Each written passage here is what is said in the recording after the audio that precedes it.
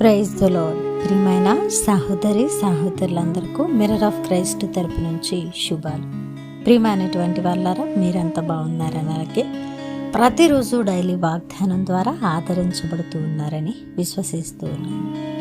విన్న వాక్యాలను తప్పకుండా షేర్ చేయండి. అలాగే దైవిక పరిచర్య బహుభారం కలిగి ఉన్నదండి, సహకరించండి. మరి ఈరోజు దేవుడు మనతో మాట్లాడుతున్న బలమైన వాగ్దానాన్ని ధ్యానం చేసి మన జీవితంలో పెట్టుకొని ఫలించే వరముగా ఉందాం. యెషయా గ్రంథము 40వ అధ్యాయము 31వ వచనము.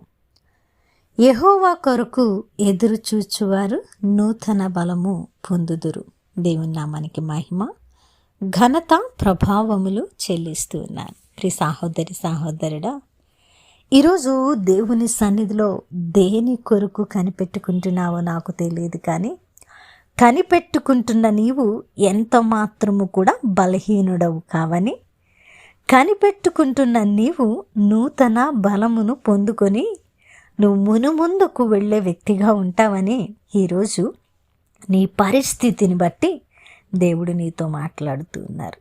అయితే నువ్వు దేవుని సన్నిధిలో కనిపెడుతూ నీ ప్రార్థనలకు జవాబులు రాలేదని, నీ పరిస్థితులు ఆశాజనకంగా లేవని, నువ్వు అనేకమైనటువంటి కష్ట నష్టాలలో నడుస్తూ ఉన్నానని దిగులు చెందవద్దు. ఎందుకంటే ఆయన మీద ఆధారపడి, ఆయన మీద ఆనుకొని, ఆయన కొరకు ఎదురు చూస్తే నువ్వెంత మాత్రము కూడా సిగ్గుపరచబడవు, తృణీకరించబడవు కూడా.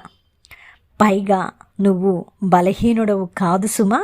ఎందుకంటే ఆయన కొరకు ఎదురు చూచువారు నూతన బలము పొందుతారని లేఖన భాగము స్పష్టంగా బయలుపరుస్తున్నప్పుడు మనమెందుకు బలహీనులము కావాలి?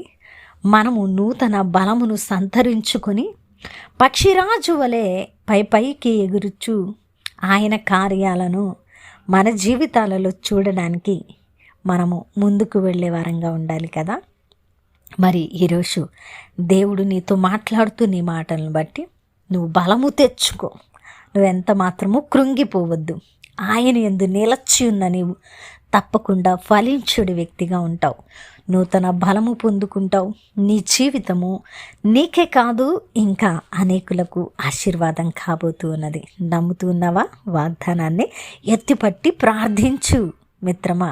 మరి ఈరోజు దేవుడు మనతో మాట్లాడిన ఈ మాటలను బట్టి మనము ఉన్నతంగా ఆయన సన్నిధిలో నిలబడి ప్రతి వాగ్దానాన్ని పొందుకోవడానికి అర్హులంగా ముందుకు వెళదాం. విన్నవాక్యము ఫలింపు కొరకు ప్రార్థన. పరిశుద్ధుడా, ప్రేమ కలిగిన తండ్రి, మీకు వందనాలు. ఇదిగో నాయన, అద్భుతమైన వాక్కు చేత మాతో మాట్లాడి మాకు బలమును ధరింపజేసినందుకు వందనాలు తండ్రి. ఎవరైతే ఈ మాటలు నమ్మారో వారికి బలమును అనుగ్రహించమని, వారి పరిస్థితులను కట్టమని, వారిని ఆశీర్వదించి అనేకులకు మాదిరిగా నిర్మించమని, చేసిన ప్రార్థనకు దీవెన జవాబులు అనుగ్రహించి ఉన్నారని నమ్ముతూ ఈ ప్రార్థన నజరేయుడైన యేసుక్రీస్తు నామమున సమర్పించి అడిగి వేడుకుంటున్నాము తండ్రి, ఆమేన్. ప్రియమైన దేవుని బిడ్డలారా, విన్న వాక్యాన్ని తప్పకుండా షేర్ చేయండి. అలాగే దైవిక పరిచర్య బహుభారం కలిగి ఉన్నదండి, సహకరించండి. దేవుని చిత్తమైతే మరలా కలుసుకుందాం. దేవుడు మేము దీవించునుగాక. ఆమేన్.